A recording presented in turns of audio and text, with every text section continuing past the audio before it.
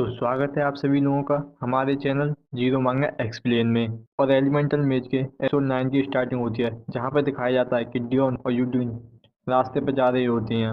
जबकि Dion dean को बता रहा होता है कि उन्होंने बताया था कि वो एक विज़र्ड की शॉप है। यूडीन बच्चों की तरह कह रही होती है कि विज़र्ड। तो डियोन बताता है, हाँ मैंने सुना है कि वो यहाँ इस हॉल्टन में सबसे ज़्यादा बेस्ट विज़र्ड है, और यहाँ तक कि उन मैजिक कॉम्बिनेशन को भी अपने आप से कर सकता है। और मैंने उसको पहले एक बार देखा था, जब उस मैजिक कॉम्बिनेशन को बनाने के लिए 3 पीपल इन्वॉल्व थे। मगर इस तरीके का मैजिक देखना वो मेरा पहली बार था, जब मैंने उन तीनों को एक साथ मैजिक करते हुए देखा कि मैजिक कॉम्बिनेशन कितना खतरनाक होता है। और जब भी वो बात करते हुए उस विज़र्ड शॉप के सामने आ जाता है और कह रहा होता है कि चलो हम यहाँ आ गए, तो वो उस बिल्डिंग के गेट को खोलते हुए देख रहा होता है अंदर को, और अंदर आते हुए कह रहा होता है कि यहाँ का एटमॉस्फेयर डिफरेंट लग रहा है, जैसा मैंने इमेजिन किया था। और वो अंदर सामान को देखते हुए कह रहा होता है कि जैसा मैंने एक्सपेक्ट किया था, यहाँ पे बहुत सारे मैजिक इंग्रेडिएंट हैं और मैजिक टूल्स भी। और ये बिल्कुल मेरी उस पुरानी ज़िंदगी की तरह याद दिलाते हैं, जहाँ पे वो डिपार्टमेंट स्टोर होते थे। और तभी दिखाया जाता है एक लड़के को, जिससे जॉन कहता है कि हेलो, क्या तुम जॉयड हो, जो एक विज़र्ड है। तो वो लड़का डियोन को वेलकम करता है, और वो जॉन को देख के हंसते हुए कह रहा होता है, क्या तुम वो सेंट ऑफ वाटर नहीं हो। मैं ये विश्वास नहीं कर सकता कि मैं एक सेलिब्रिटी से मिल रहा हूँ यहाँ पे। मैं खुद तुमसे मिलने के लिए आने वाला था, मगर ये बहुत अच्छा है कि तुम ही यहाँ पे आ गए। और क्योंकि मैं तुमसे बड़ा हूँ तो तुम मुझे सिडान हियांग बोल सकते हो। क्या तुम इससे ठीक हो। तो डियोन सिडान से पूछता है, तो तुम्हारा नाम जॉर्ज नहीं है बल्कि सिडान है।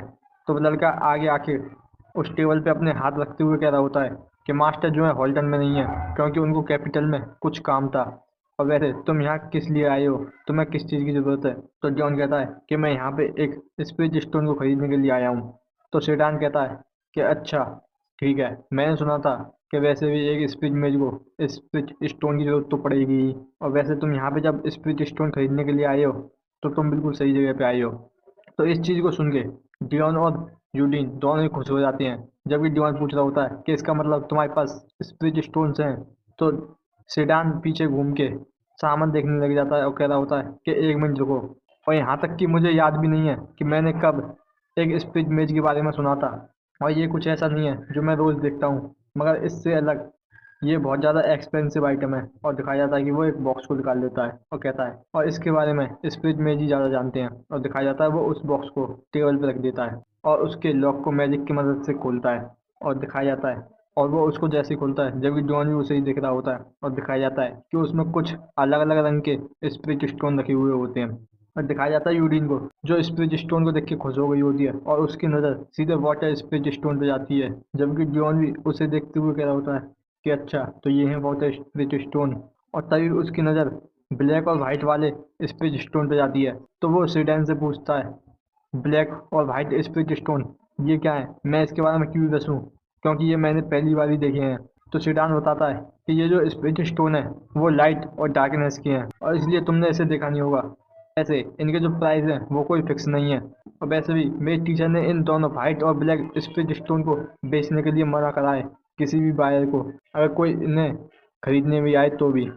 तो जॉन हैरान वाला पूछ रहा होता है कि अच्छा, कि वैसे मैं एक वाटर स्पिरिट स्टोन खरीदना चाहता हूँ, तो ये कितने का है। तो जॉन कहता है कि हर एक स्पिरिट स्टोन के अलग मार्केट प्राइस हैं, और ये इनके साइज पे डिपेंड करता है। हमारे पास जो वाटर स्पिरिट स्टोन है उसकी जो कीमत है वो 100 गोल्ड है, और इसमें कोई बार्गेनिंग नहीं होगी। इस चीज़ को सुन के जॉन थोड़ा सा परेशान होता है, क्या होता है कि जैसा मैंने एक्सपेक्ट किया था ये बहुत ज़्यादा एक्सपेंसिव है। तो चेयरमैन कहता है कि हाँ बिल्कुल, क्योंकि इन्हें पाना बहुत ज़्यादा हार्ड होता है। जो स्पिरिट स्टोन होते हैं या तो फिर वो स्पिरिट से मिलते हैं या फिर वो उनके द्वारा बनाए जाते हैं। और मास्टर के हिसाब से जो नंबर है एलिमेंट लिस्ट की वो हर साल गिरती जा रही है, और इसलिए ये जो स्पिरिट स्टोन है ये बहुत ज़्यादा प्रीसियस हो गए। तो डियोन सोच रहा होता है कि हाँ ये मैंने एक बार पहले भी सुन चुका हूँ, चलो मैं इसके बारे में अभी नहीं सोचता हूँ। और मुझे लगता है कि यूडीन को भी इस बारे में कुछ नहीं पता। पॉकेट में हाथ डालते हुए कह रहा होता है कि ठीक है, मैं इस वाटर स्पिरिट स्टोन को खरीदूंगा।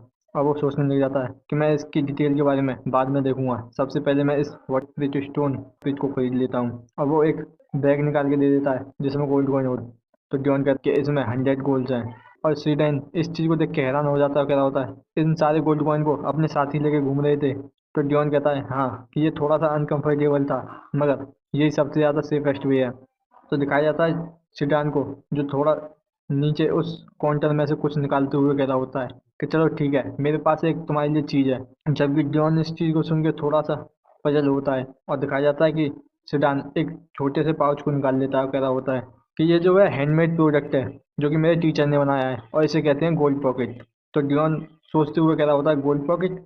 तो सिडान बताता है अगर मैंने सिंपल टर्म में कहूँ तो ये एक मैजिक बैग है, 5,000 गोल्ड कॉइन तक आराम से रख सकते हो और आराम से उन्हें निकाल सकते हो, मगर मगर तुम इनमें कोई और कॉइन का यूज नहीं कर सकते सिवाय गोल्ड कॉइन के, और इसमें 5,000 गोल्ड कॉइन आ जा सकते हैं, ये अच्छा नहीं है। तो डियोन कहता है 500 गोल्ड कॉइन, ये बहुत ज़्यादा अमेजिंग है। जबकि सिडान कहता है और अगर तुम इसे अभी लेते हो तो मैं इसके साथ रिकॉग्नाइजेशन मैजिक और एंटी थीप स्पेल भी कास्ट करके दूंगा इस पे।